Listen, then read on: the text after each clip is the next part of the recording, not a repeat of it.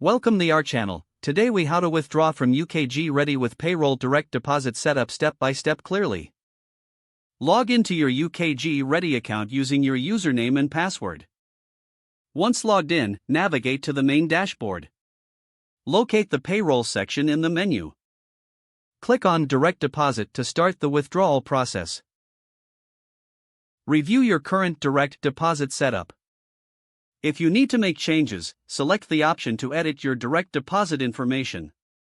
Enter your bank account details, including the account number and routing number. Choose the type of account you are linking, whether it's checking or savings. Make sure to enter the withdrawal amount you wish to transfer. Review all entered information for accuracy.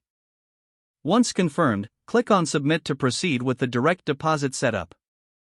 You may receive a confirmation message indicating that your withdrawal request has been processed.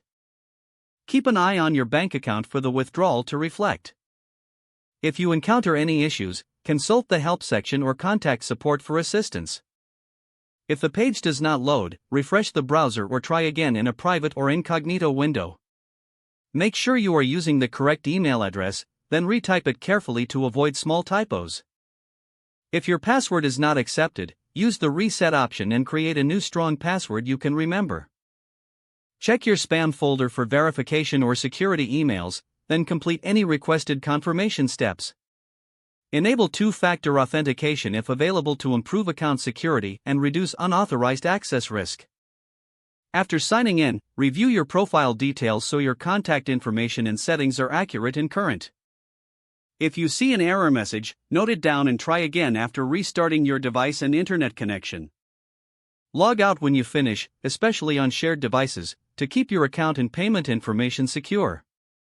If the page does not load, refresh the browser or try again in a private or incognito window. Make sure you are using the correct email address, then retype it carefully to avoid small typos.